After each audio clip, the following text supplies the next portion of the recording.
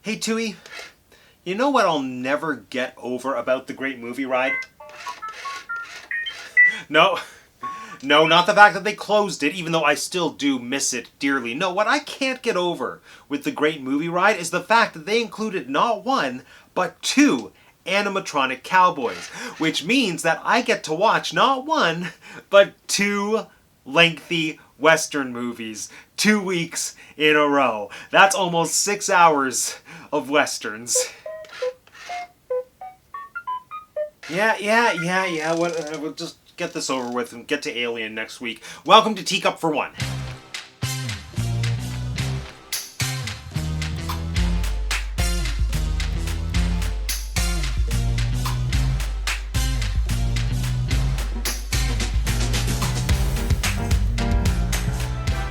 My name is Matt and I have 2 degrees, and welcome to week 6 of the Great Movie Marathon, a celebration of the movies we love and the movies that we pretend we've seen so that we look cultured in front of our friends. Yes, friends, we are at the halfway point. We have watched our way through almost half of the Great Movie Ride films, and like I said in the intro, there's 2 Westerns.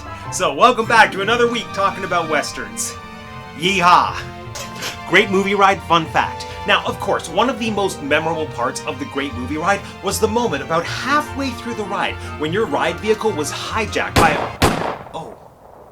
Oh no. Okay, no, sorry folks, just excuse me for a second. It looks like someone's robbing the bank. Not on my watch. I'll be right back. Excuse me, sir, you can't just go robbing a bank. We're in the middle of a movie here. Can't I? Well, looks like you just gave me my getaway vehicle, son. I'm gonna give you to the count of 3 to giddy up and get on out. 1, 3. Yeehaw! You're in my gang now. Time to saddle up and ride. I'm the Teacup Kid, and this here is my show now. Here's a Great Movie Ride fun fact for you. One of the most memorable parts of the Great Movie Ride was halfway through the attraction when your ride vehicle was hijacked, either by a mobster named Muggsy in the Public Enemy scene, or by a cowboy in the Western scene. When the ride first opened, you had a 50-50 shot at which hijacker you were gonna get. But as time went on, seeing the cowboy became rarer and rarer, just like how I like my steak. Now, I don't know why, but I'm assuming it's because in the cowboy scene we lit an entire building on fire. But in the mobster scene, you just had some animatronic robots shooting at each other. And I reckon it's a lot cheaper to have the robots shooting fake bullets at each other than it is to set a building on fire every 20 minutes. And so, the cowboy scene, or the A-vehicle show, became something that only happened once in a blue moon, you know? Like when the parks were extra crowded, or in the morning times, or in the evening times. I don't know the exact details, just like I don't know why so many people love John Ford's film, The Searchers. And that's the movie that we're talking about today. The John Wayne, John Ford classic, The Searchers. In The Searchers, John Wayne plays former Confederate soldier Ethan Edwards, who embarks on a 5-year quest to find his niece Debbie after she's been kidnapped by an indigenous tribe. Debbie's adoptive brother Martin joins Ethan on the quest, but the 2 men have very different objectives. Martin wants to find Debbie so he can bring her home. Ethan wants to find Debbie so he can kill her. Why? Because by the time they find Debbie, she's basically an adult and she has embraced the Comanche community as her own, and Ethan is a notorious racist. Now, this here is one of those movies that really hasn't aged well. Granted, it's a film that was meant to be uncomfortable, but watching it over 60 years later adds a whole new layer of discomfort that I'm almost positive John Ford did not intend when he made this movie. You can tell John Ford wanted to make a movie that was about racism and race relations, but at the same time, this film is definitely a product of the generation in which it was made. And so there's a lot of unintentionally problematic things about this movie, alongside the well-intended social commentary. In spite of all that, this is a film about complicated characters fighting to pick up the remaining pieces of their family. Well, not literally, symbolically. Moving on. It's a film about tragedy. It's a film about survival. It's a film about all these primal things that we love watching as an audience, and it is set against the backdrop of a landscape that is absolutely gorgeous, barren, and probably symbolic in one way or another. What I'm saying is, this is a movie whose influence cannot be ignored. The American Film Institute, or the AFI, named The Searchers the 12th greatest American film of all time, and the #1 greatest Western film ever made by Americans. This here is a movie that has inspired so many other movies that when you're watching this movie for the first time, you think to yourself, I feel like I've seen this movie before, because lots of people stole from this movie to make their movies. So, here are 4, maybe 5, I don't know. Here are some famous movie and pop culture moments that were directly stolen from The Searchers. Stolen like Debbie was stolen from her family. Okay, to start, the opening shot of The Searchers is a big deal for a lot of reasons. One of which is the visual impact that comes from starting in total darkness and then literally opening the door to the American frontier. The visual reveal of that landscape is breathtaking, and it perfectly sets the stage for the arrival of John Wayne's character, Ethan. This visual of a lone rider emerging from a seemingly endless landscape was a direct influence on one of the most famous scenes in Lawrence of Arabia. Apparently.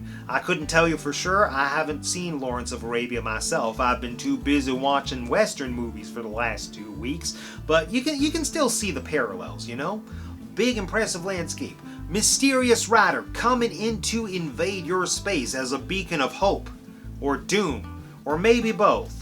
Who knows? Moving on. Yeehaw! #2. The Star Wars. You see, George Lucas is from a generation of filmmakers from the 1970s that absolutely idolize The Searchers. These are filmmakers like Steven Spielberg and Martin Scorsese that put a lot of visual references to The Searchers in their movies, including the Star Wars. In fact, if you go on the official Star Wars website, there is even an article that tells you all the ways in which The Searchers influenced George Lucas when he was making the first 2 trilogies. But there are 2 specific moments in the Star Wars franchise that are direct visual recreations of moments from The Searchers, and both scenes have to do with family tragedy. The first moment is in Star Wars A New Hope. When Luke realizes that his aunt and uncle are in danger, he races home and realizes that it's too late. The farm has been destroyed and they've been killed.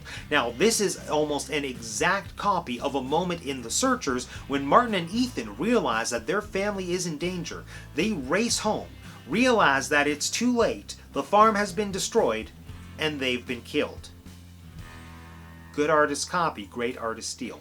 There's also a moment in Attack of the Clones when Anakin infiltrates the Tusken Raiders' camp so that he can save his mother, which is a direct copy of the scene in The Searchers when Martin goes to save, or debatably re-kidnap, his sister.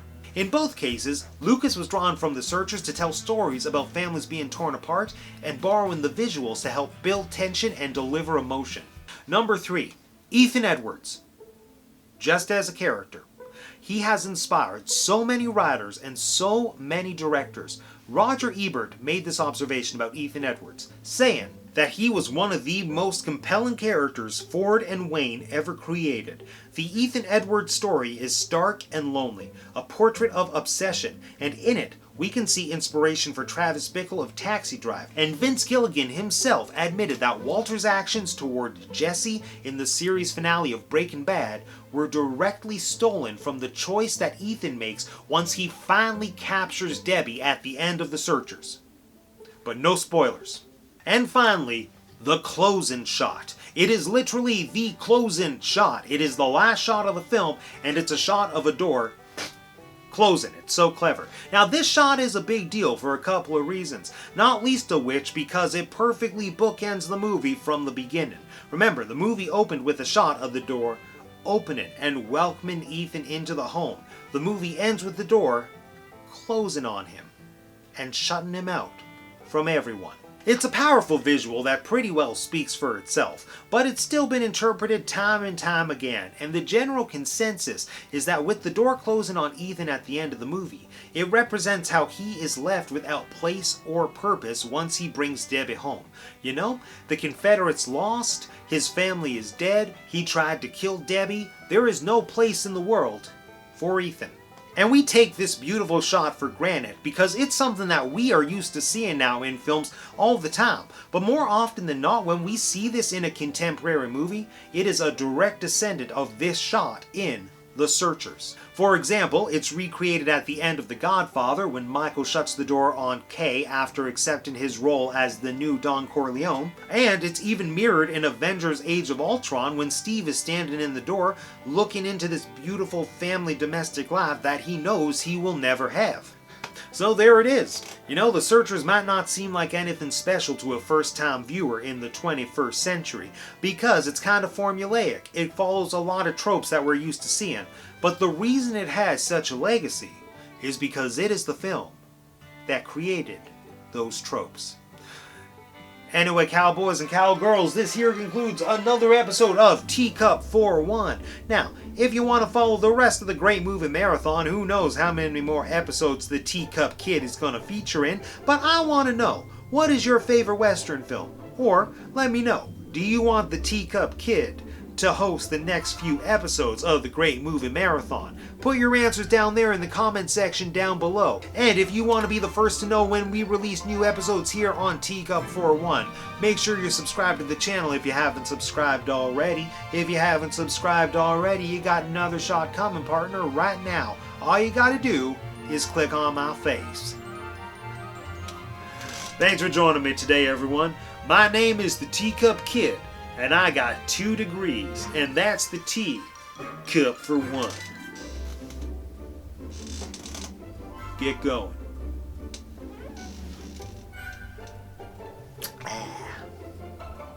I'm a cowboy.